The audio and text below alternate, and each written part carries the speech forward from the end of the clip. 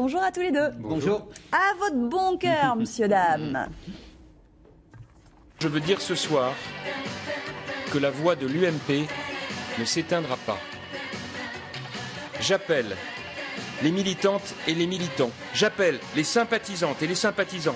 J'appelle aussi les Françaises et les Français à répondre à la grande souscription nationale que je vais lancer dès lundi afin de barrer la route à celles et ceux qui rêvent que d'une seule chose, voir l'espace politique français monopolisé par la gauche et par les partis extrémistes. C'est parti pour l'UMP-ton. 600 000 € auraient déjà été récoltés.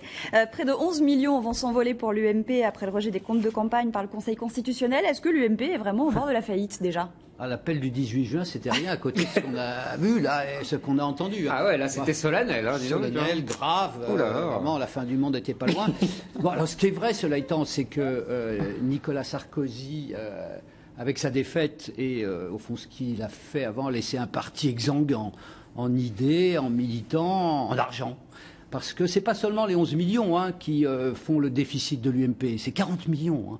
Donc c'est-à-dire que Copé a bien aidé. Vous vous souvenez que Copé avait dit en arrivant, nommé par Nicolas Sarkozy, je le rappelle, je vais ouvrir les portes et les fenêtres. Ah ben il a tellement ouvert que les militants ont fichu le camp, les sympathisants, l'argent pareil. Alors les idées, je vous dis pas, c'est voilà. Donc on a un parti dans cet état-là. C'est ça la situation réelle. Bon, c'est pas seulement le verdict du Conseil constitutionnel. Ça c'est le premier point qui me semble très très important. Alors maintenant, comment ils vont réussir ? Ils vont réussir à faire leur appel de fonds. C'est rien du tout, si j'ose dire, pour ça. Mais il n'empêche que c'est un sale coup politique, je pense, malgré tout, pour Nicolas Sarkozy, qui, au fond, il n'est jamais parti complètement. On va en reparler de Nicolas Sarkozy dans un instant. Mais vraiment, vous pensez qu'ils vont se refaire aussi facilement, Eric ? Ça ne va pas poser des problèmes pour les prochaines campagnes, avec certains candidats qui pourraient aller chercher des financements ailleurs, du coup, et donner lieu à quelques possibles dérives ? Non. Non ? Non, je pense pas. Je ne suis pas un spécialiste des affaires financières des partis, mais je ne pense pas. Non, il paye plusieurs choses. Il paye d'abord. Encore une fois, c'est pas ma spécialité, les comptes de campagne, etc. Mais on m'explique quand même qu'ils ont fait preuve d'un certain amateurisme pendant la campagne et qu'ils mettaient telle dépense dans tel compte. Enfin, c'était un peu n'importe quoi. C'est ça qui a été sanctionné. En même temps, il faut pas. Plus que ça, Eric, un certain amateurisme. Oui. Ils étaient avertis. Je veux dire, c'est au fond, ils étaient prévenus, les commissions des comptes de campagne les a vus, leur a dit attention, ça ne se passe plus comme avant, les spécifications. C'est ce que j'appelle l'amateurisme. Alors oui, enfin moi je pense que simplement ces gens-là, ça a été la gauche avant, considéraient que tout en haut, au fond, l'État leur appartient quand ils sont au pouvoir et ils s'assiedent sur les réglementations qui s'appliquent au commun des mortels. Il faudrait nuancer. C'est pas tout à fait faux. C'est-à-dire que, sois honnête avec moi. Si jamais il avait été élu, son compte de campagne aurait été avalisé, avec les mêmes dépenses. Sincèrement, je ne suis pas sûr. Je ne suis pas sûr parce que les mœurs ont changé, le rapport à la justice, le rôle du Conseil. Mais c'est ce que j'allais dire. Il a tellement valoriser le Conseil constitutionnel. Moi, je disais toujours halte au feu, gouvernement des juges. Enfin, c'est moi le vieux républicain dans cette histoire. Là, tu peux pas me l'enlever. Donc, voilà, l'état de droit. Le général de Gaulle disait il y a d'abord la France, après l'État et après l'état de droit. Voilà, donc maintenant, on a renversé la pyramide. La seule cour suprême, c'est le peuple. Voilà, exactement. On a renversé la pyramide. Bon, ben voilà, il le paye. Il l'a voulu, il l'a eu. C'est toujours la même chose avec Sarkozy. C'est d'ailleurs, il devrait réfléchir à ça, mais il n'aura pas le temps parce que ça y est, il est reparti. Oui, puisque le Conseil constitutionnel a offert aussi à Nicolas Sarkozy un cadeau, lui rendre sa liberté, puisque l'ex-président qui est membre de droit a décidé de ne plus siéger. On va voir son message qu'il a écrit sur Facebook, sur les réseaux sociaux. Il va assister lundi au bureau politique de l'UMP. C'est plutôt une bonne nouvelle finalement ce qui se passe pour lui. Ça lui donne l'occasion de reprendre la parole. Je peux quand même ajouter un petit mot parce qu'on n'a pas répondu complètement à votre question sur, au fond, est-ce que les moyens vont poser un problème ? Est-ce que la finance va manquer ? Ce qui était frappant, d'abord, c'est la première réaction qui a été celle de l'UMP, qui toujours dit aux socialistes, quand vous avez des problèmes financiers, vous commencez par faire des taxes, et au lieu de réduire les dépenses. Eux, ils ont fait exactement la même chose avec l'UMP, c'est-à-dire au lieu de réduire les déficits, qui courent depuis des années, eh bien, ils vont taxer les militants. Ça, c'est le premier point. Mais cela dit, je pense que ça aura des conséquences pour la campagne européenne, bien évidemment, parce qu'on va pouvoir dépenser beaucoup moins d'argent. Pour les campagnes municipales, ils pourront aider beaucoup moins de candidats. De toute façon, c'est le bon côté de la décision du Conseil constitutionnel, c'est que ça peut-être mettra un frein à la folle dérive des dépenses pour les campagnes, dérive américaines, que ce soit à l'UMP ou au PS, enfin les grands candidats, dépenser de plus en plus des sommes folles. Et ça, c'est le côté positif de cette histoire. Qui donne donc l'occasion à Nicolas Sarkozy de s'exprimer, de revenir s'il en a envie. Donc, ce que je vous disais, ce que je vous demandais, est-ce que finalement, ça l'arrange pas ce qui est en train de se passer? Ça l'arrange presque. Oui, parce que ça le victimise. De toute façon, c'est le bon côté, encore une fois, de l'histoire. C'est-à-dire que comme il a tous les juges aux fesses et que il a en plus le Conseil constitutionnel qui le sanctionne, ça fait vraiment complot des juges contre lui. C'est toujours le problème avec Sarkozy. Est-ce qu'il va en faire une affaire épidermique ou est-ce qu'il va en faire une affaire conceptuelle et idéologique? Je m'explique. Manifestement, il y a les deux. Au début, il a voulu aller sur un 20h, aller s'exprimer tout de suite. Son entourage l'a conseillé d'attendre un petit peu. Donc, moi, je pense qu'il y a effectivement un problème judiciaire aujourd'hui. À la fois le syndicat de la magistrature, à la fois le fonctionnement de la justice, également l'importance beaucoup trop grande des grands juges, c'est-à-dire Conseil constitutionnel, Cour de justice européenne, etc. Moi, je pense qu'il faut abattre toutes ces nouvelles féodalités, mais au moins, il faut le conceptualiser. Là, ce qui me désole toujours avec Sarkozy, mais ça a toujours été comme ça, c'est qu'il est dans la réaction instinctive. Il ne conceptualise rien. Donc j'attends qu'il l'après. Nicolas, non, vous moi, attendez je du crois pas du tout. aussi D'abord, je crois pas du tout au terme qu'emploie Éric Zemmour, sans les reprendre tout à fait à son compte, mais un peu quand même, à savoir qu'il y a un complot des juges. Non, j'ai pas dit qu'il y avait un complot. J'ai dit que c'est l'image que ça donne et qu'ils vont s'en servir. C'est la musique. Je dis pas qu'il y a un complot. Je dis quand même, Nicolas, un mot. C'est que tous ces dossiers, ils étaient là avant et que, comme par hasard, ils sortent quand Sarkozy n'est plus au pouvoir. Non, mais c'est la musique quand même qu'on entend. Et d'ailleurs, je suis frappé par la puissance de propagande des sarkozystes encore, qui, au fond, ont réussi à faire passer Nicolas Sarkozy pour la pauvre victime de toutes ces affaires. Il est une cible. Avec la fête de la Violette, d'ailleurs, ce week-end.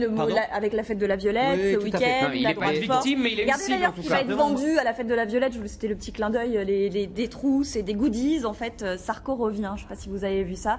Donc, ce sera vendu à la fête de la Violette, qui va peut-être pouvoir contribuer à renflouer les caisses de l'UMP. Non, mais de toute façon, moi je crois qu'il y a surtout une difficulté des politiques à concevoir et accepter que les juges puissent être indépendants d'eux-mêmes, parce que Nicolas Sarkozy est exactement comme Chirac et comme étaient avant lui un certain nombre de dirigeants socialistes. Ils pensent que les juges, on peut s'asseoir dessus, en tout cas sur leurs recommandations, sur leurs préceptes, sur la loi en même temps.